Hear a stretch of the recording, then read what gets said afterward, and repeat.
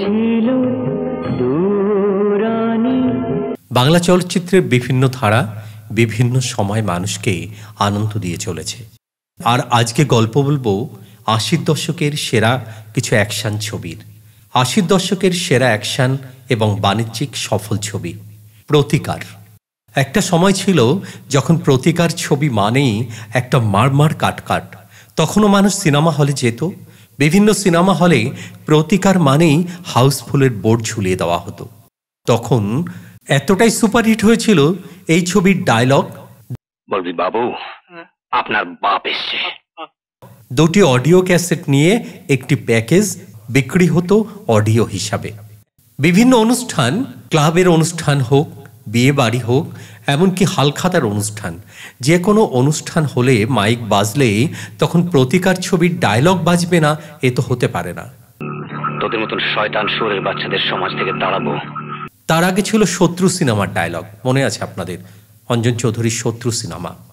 প্রতিকার এমন একটি দুর্দান্ত ছবি ছিল, বাংলা চলচ্চিত্র যেন একেবারে একটু অন্যদিকে টার্ন করেছিল। প্রতিকার নিয়ে এমন কিছু জানা অজানা কথা বলবো আজকে। হয়তো সবটাই আপনারা জানেন, আমাদের দর্শকরা যথেষ্ট গুণী, তাই আপনারা সবটাই জানেন, তবুও পুরনো কিছুটা আপনাদের মনে করিয়ে দেওয়া। যদি আপনি কিছু জেনে থাকেন অবশ্যই কমেন্ট বক্সে শেয়ার করবেন। প্রতিকার ছবি ভিক্টর ব্যানার্জির ধামাকাদার অ্যাকশন ছবি। পরিচালনায় প্রভাত রায় এবং বাপ্পি লাহিড়ীর সুরে। গানগুলি ছিল সুপারহিট। অভিনয় করেছিলেন ভিক্টর ব্যানার্জি, উৎপল দত্ত, চিরঞ্জিত, দেবশ্রী রায়, শতাব্দী রায়, মাধবী চ্যাটার্জি, বিপ্লব চট্টোপাধ্যায়, সুখেন দাস প্রমুখ। এক কথা বলা যেতে পারে যে মাল্টি স্টারার ছবি প্রতিকার। প্রথমে এই ছবির জন্য ভিক্টর ব্যানার্জিকে পছন্দ ছিল না প্রভাত রায়ের। তার প্রথম পছন্দ ছিল মিঠুন চক্রবর্তীকে। প্রভাত রায় ১৯৭০ সাল থেকেই বম্বেতে থাকতেন এবং কলকাতায় আসতেন, শুটিং করতেন, আবার বম্বেতে ফিরে যেতেন। বিখ্যাত পরিচালক প্রমোদ চক্রবর্তীর অ্যাসিস্ট্যান্ট হিসাবে কাজ করেছিলেন প্রভাত রায়। পরবর্তীকালে শক্তি সামন্তের অ্যাসিস্ট্যান্ট ডিরেক্টর হিসাবে কাজ করলেন প্রভাত রায়। মিঠুনকে অনেকদিন ধরে চিনতেন প্রভাত রায়, সেই সব দিন থেকে যখন মিঠুন চক্রবর্তী বম্বেতে স্ট্রাগল করছিলেন। আর যখন প্রভাত রায় এই প্রতিকার ছবির স্ক্রিপ্ট তৈরি করলেন, তখন তার মাথায় আসে প্রথমেই মিঠুন চক্রবর্তীর কথা। তার কারণ এই ছবিটি আদ্যপ্রান্ত অ্যাকশন মুভি ছিল, আর বাংলায় এইভাবে কোনো অ্যাকশন হিরো ছিলই না সে সময়ে। একমাত্র রঞ্জিত মল্লিক শত্রু এবং বিদ্রোহী দিয়ে কিছুটা জোড়া তাপ্পি দিচ্ছিলেন মাত্র। তাই মিঠুন চক্রবর্তী ছাড়া প্রভাত রায়ের মাথায় আর কারো কথা আসেনি। কিন্তু ততদিনে মিঠুন চক্রবর্তী স্টার হয়ে গেছেন। তার কাছে রাতে ঘুমানোর সময়টা পর্যন্ত নেই। সারাটা দিন শুটিং শুটিং আর শুটিং, একটা জায়গাও খালি নেই তার। শিডিউলের পর শিডিউল। মিঠুন চক্রবর্তী প্রভাত রায়কে বললেন, তুই এক কাজ কর, তুই বম্বেতে হিন্দি ছবি বানা, আমি করে দেব, কিন্তু বাংলা ছবির জন্য কলকাতায় গিয়ে শুটিং করে আবার বম্বেতে এসে নতুন কাজ করা খুব প্রবলেম হয়ে যাবে, তুই একটু অন্য কোনো রাস্তা খুঁজে নে। প্রভাত রায় বললেন, মহা ঝামেলায়। তখন প্রভাত রায় ভাবতে লাগলেন, কাকে নেওয়া যায়, কাকে নেওয়া যায়। এইরকম একটা বিদ্রোহী চরিত্রের জন্য সাথে অ্যাকশন করতে পারবে। তখন তার মাথায় আসে ভিক্টর ব্যানার্জির কথা। ভিক্টর ব্যানার্জি তখন কিন্তু ভিলেনের অভিনয় করছেন।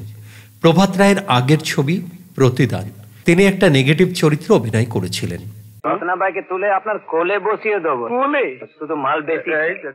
এক প্রকার জুয়া খেলার মতন। প্রভাত রায় ভিক্টর ব্যানার্জিকে নিয়েছিলেন আর ভেবেছিলেন যদি ক্লিক করে যায় তো ভালো, আর না হলে গেল।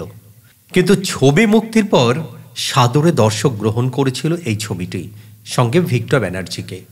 আর এই ছবির মাধ্যমে বাংলা ছবির দুনিয়ায় ৮০ দশকে ভিক্টর ব্যানার্জিকে দর্শক পেয়ে যায় একজন angry young man, action star হিসাবে।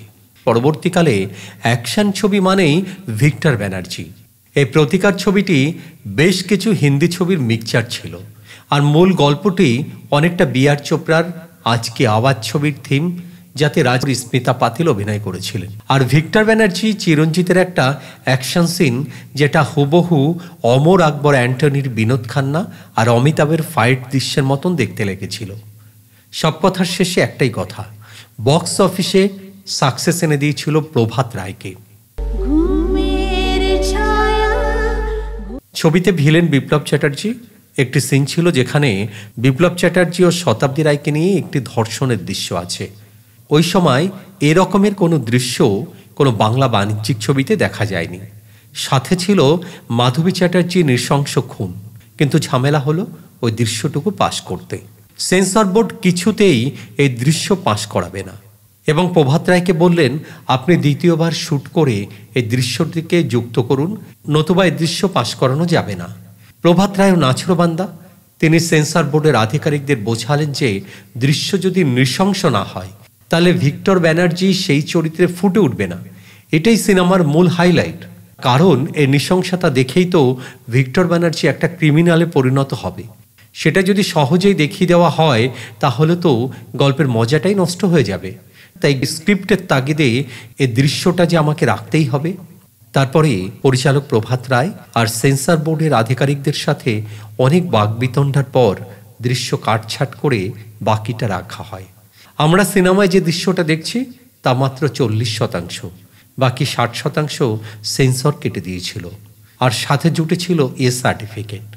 এই ছবির পর বিপ্লব চট্টোপাধ্যায় এবং শতাব্দী রায় একটা অ্যাফেয়ার শুরু হয়ে যায়। এটাই ছিল তখনকার টলিউড ইন্ডাস্ট্রির সবথেকে মুচমুচে খবর। কারণ বিপ্লব 2 সন্তানের পিতা, আর টলিউডের উঠতি নায়িকাকে নিয়ে খবর খুব হট কেক হয়েছিল।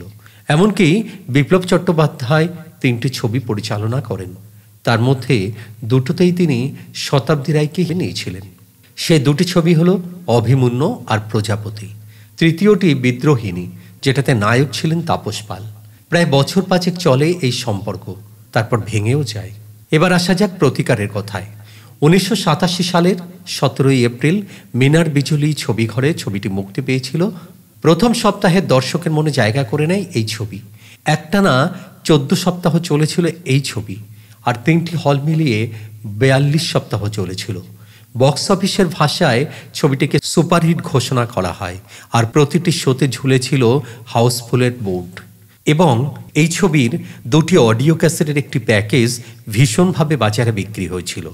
বিয়ে বাড়িতে হোক বা জন্মদিনের বাড়ি হোক, ক্লাব অনুষ্ঠান হোক বা যে কোনো অনুষ্ঠানেই তখন এই প্রতিকার ছবির ডায়লগ বাজানো হতো। এতটা মানুষের মনে স্থান করে নিয়েছিল এই ছবি। আমার উপর ভরসা রাখ ভাই, এর প্রতিকার আমি করবই। বলা যেতে পারে বাংলা ছবিতে একটা টার্নিং পয়েন্টই হলো প্রতিকার। এরপর ভিক্টর বাণিজ্যিক ছবিতে একের পর এক সাইন করতে থাকেন। বাংলা বাণিজ্যিক ছবি তার একটা অ্যাংরি ইয়ংম্যান ইমেজ তৈরি হয়। এবার একটা আশ্চর্য কথা বলি, সেটা হলো এই ছবির খবর দক্ষিণ পরিচালকদের কাছে পৌঁছায়, আর এর রিমেক তৈরি করে ঠিক তার পরের বছর একটি তামিল ছবি তৈরি হয় থাইলাম আঙ্গাই নামে। আর সেই বছরই একটি তেলেগু ছবি হয় রক্তে থালাকাম। 2টি ছবি ছিল প্রতিকার ছবির রিমেক। আমরা বলেই থাকি সাউথের ছবি দেখেই বলিউডের ছবি হয়, আর বলিউডের ছবি দেখেই আমাদের বাংলা টলিউডের ছবি হয়। এক্ষেত্রে কিন্তু ঠিক তার উল্টোটা হলো। বলিউডের কয়েকটা ছবির কাহিনীকে সংগ্রহ করে একত্রিত করে প্রভাত রায় স্ক্রিপ্ট বানালেন। সেই স্ক্রিপ্টের ছবি সুপারহিট হলো। তাহলে একটা সময় ছিল যখন দক্ষিণের পরিচালকরাও বাংলা ছবির রিমেক তৈরি করত। হয়তো সঠিক যোগ্য পরিচালকের হাতে যদি আজও বাংলা ছবি পড়ে, তাহলে হয়তো বাংলা ছবি আবারও নতুন মার্কেট তৈরি করতে পারে। নতুন গল্প, অ্যাকশনি গল্প হোক, পারিবারিক গল্প হোক, আজও আমরা প্রমাণিত যে পারিবারিক গল্পগুলো বারবার সুপারহিট হয়ে যাচ্ছে। শিবপ্রসাদ এবং নন্দিতা রায়ের যে ছবিগুলি, সেগুলি কিন্তু সবকটি ছবি হিট। কিন্তু অ্যাকশন ছবিগুলো যেহেতু সাউথের থেকে কালেক্ট করা হচ্ছে, সে কারণে ছবিগুলো কিন্তু সে জায়গায় যেতে পারছে না। তাই ভালো স্ক্রিপ্ট রাইটার, ভালো পরিচালক, ভালো প্রোডাকশন হাউস হলে আবারও বাংলা ছবির রিমেক তৈরি করতে বাধ্য হবে সাউথের পরিচালকেরা। বন্ধু, আজকের ভিডিও এই পর্যন্ত। ভিডিওটি যদি ভালো লাগে তাহলে অবশ্যই লাইক করবেন, শেয়ার করবেন এবং কমেন্ট করবেন। আর সবার আগে নোটিফিকেশান পেতে আমাদের চ্যানেলকে সাবস্ক্রাইব করবেন। ধন্যবাদ।